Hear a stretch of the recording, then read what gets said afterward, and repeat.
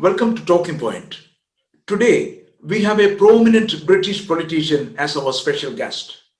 He was the leader of the Conservative Party from 2001 to 2003. He served as the Secretary of State for Work and Pension from 2010 to 2016. Now he is serving as the MP of Chingford and Woodford Green and the government's post-Brexit advisor, Right Honourable Sir Iain Duncan Smith. Welcome to the show.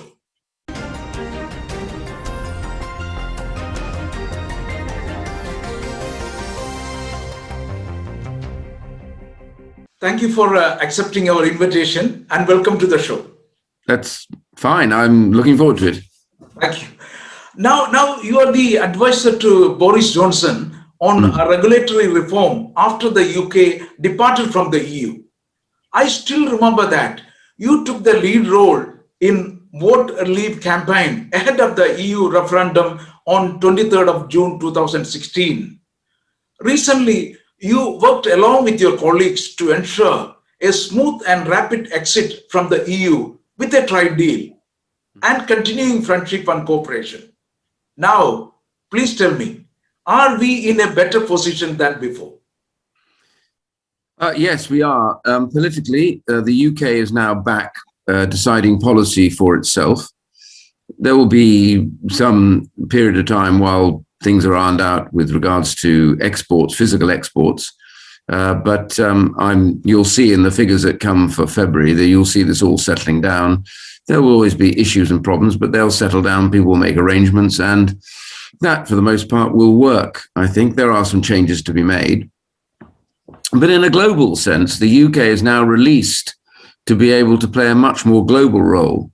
And I'm very keen for it to do that. For example, on China, where I have been, sanctioned by China, who don't like what I'm doing, but I think they are a real problem.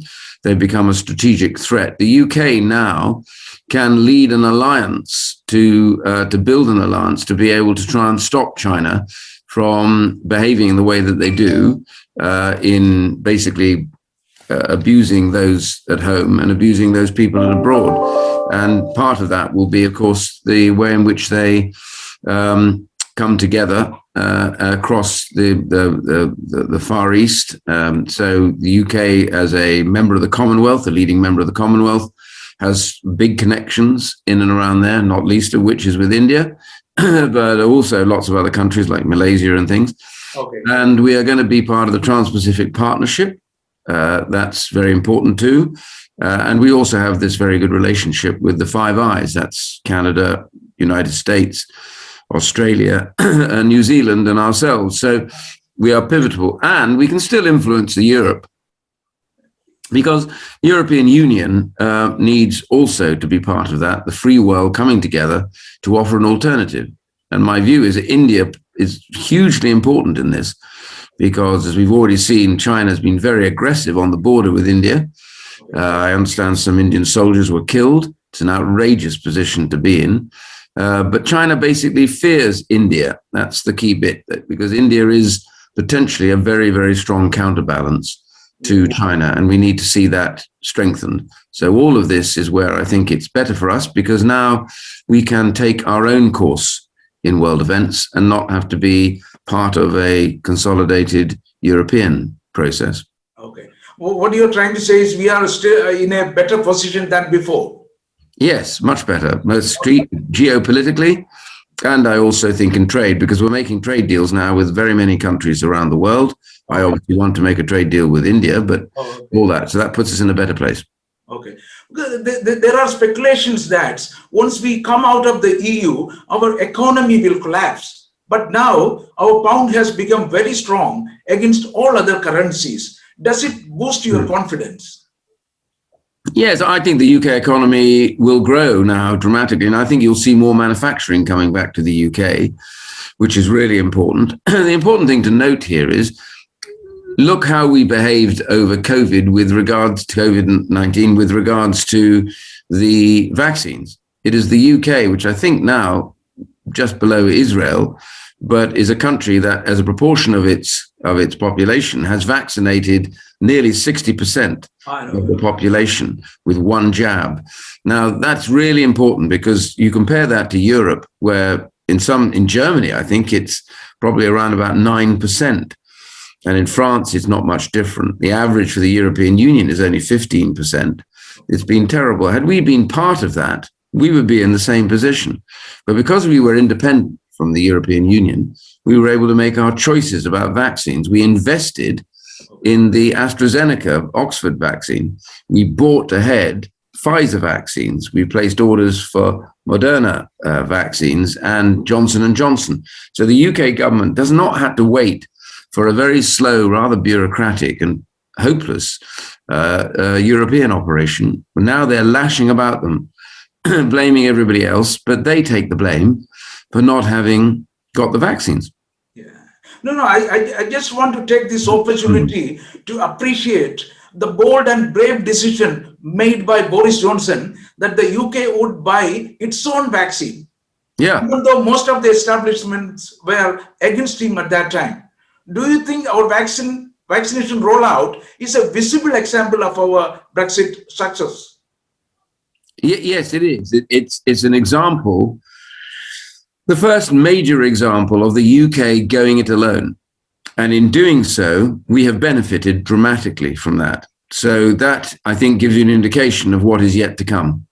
Now you are chairing the task force on innovation, growth and regulatory reform after Brexit. Previously, you revolutionized the social security system to become the universal credit system. That was an outstanding achievement. Are you going to do a similar kind of magical reform to boost our growth and our economy?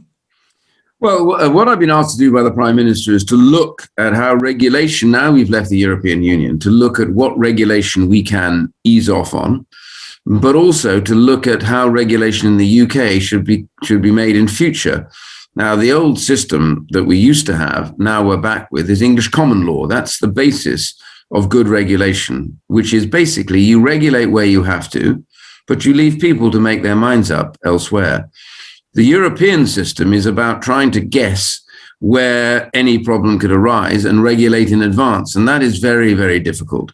So we're going to move back to a system that is about common law regulation. It's about making sure the regulators have to assess what the economic impact of their regulation is before making a decision about how they regulate. All these things are important. So I will be offering up a report in May to the Prime Minister, in which we'll quite clearly point out where we think some of the existing regs can go, but also looking at new areas like biotech, agri-tech, and fintech, all these areas which are real potential growth areas for us in the UK, where they can actually go from here. And I think this is important. If we get the regulation right, then these will be dominant industries in the next 10 years, and the UK will be at the heart of them. Okay. Now we are going to have trade deal with the rest of the world. If we continue to observe our high standard on human rights, are we going to succeed, especially with China? You recently said that China is out to destroy our way of life. Now that China has banned you from entering the country and prohibited Chinese institutions to doing business with you, and you consider this as a badge of honor, how does China figure in your thinking? Well, China is enormous because China is, under President Xi, now becoming more dictatorial, more determined to brook no dissent, and at the same time is putting pressure on its own internal ethnic groups and religious groups, crushing them, really. And we've seen with the Uyghurs, a Turkic Muslim population in the far reaches of China in the province called Xinjiang region. They, I think, are guilty of committing genocide on that group, trying to get rid of them as an ethnic group. But they've also put huge pressure on Tibet and the Falun Gong and the Christians and even the Inner Mongolians now in the other part of China. So I believe there's genocide taking place. And also their externals, as I've said earlier, the pressure on India, the pressure on the South China Seas, on Taiwan, their trashing of the Sino-British agreement in Hong Kong.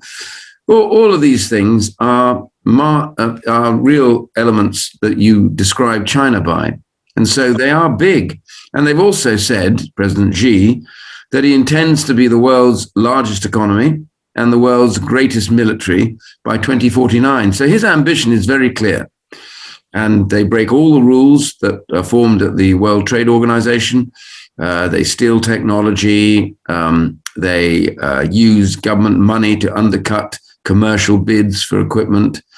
They ensure that they have a finger in every single company. And they do huge checks on their population through face recognition, video, etc. So all of this is part of a threat that China poses to a Western free world that believes in democracy, the rule of law, and certain key freedoms. Oh, okay. Then how will India benefit from the current situation if they agree to your terms and conditions? India is vital in all of this because I believe that India will come to be one of the great counterbalances to Chinese power. So I'm very keen for the UK to reinvigorate its relationship with India. Because trade would be good, but also I would like to see more money invested in India to develop many of the kind of things that are able to be done in China, because I think India could replace for many, many businesses what is at the moment being done in China. And so if we develop like that and we support India, I think there's a very good chance India will become a very good counterbalance in the region in those power struggles with China.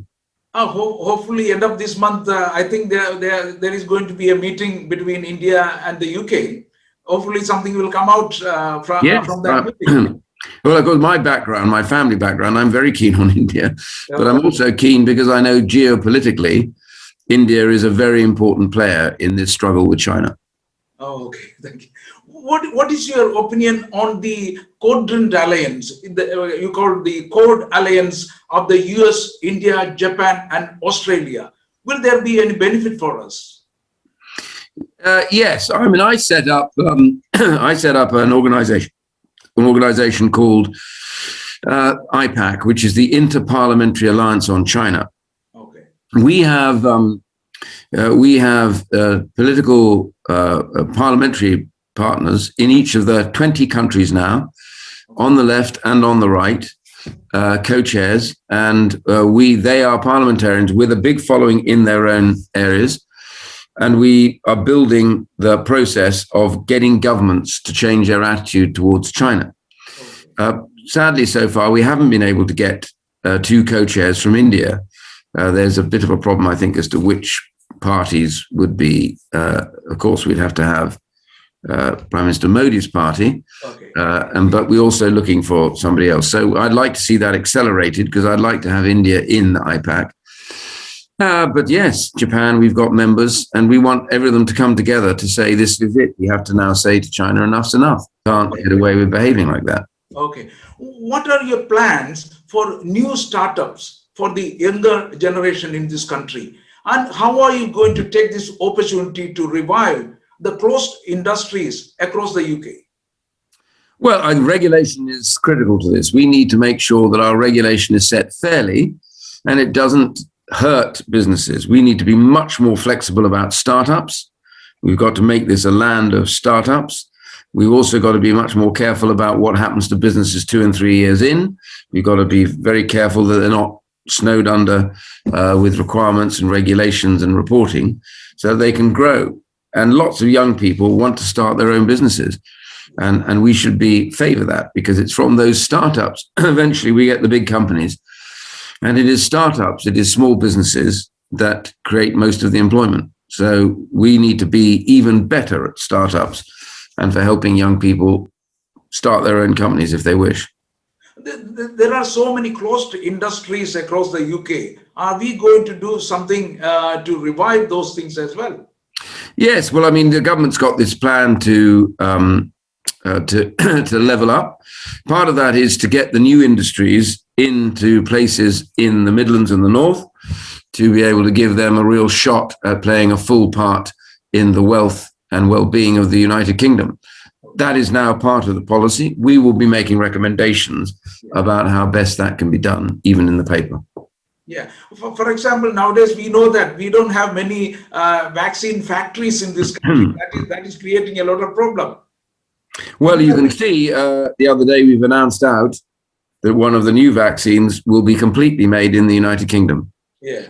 And actually, we did a deal with India for AstraZeneca to be made under license there. And that now is going to be a great success story. It'll be very helpful to India, but also helpful to the UK. Okay. Not very many people are aware of the full details of the Brexit. People would love to know about the travel restrictions between the UK and the EU. How will Brexit impact on our travel and tourism? Well, you know, we are now an independent nation, not part of the EU, but we were always we were outside what's called the Schengen Agreement. The Schengen Agreement left open borders, complete open borders between those signatories within the EU. We were never part of that. So we've always had to declare passports at the border with France, etc. So the change from that isn't going to be great.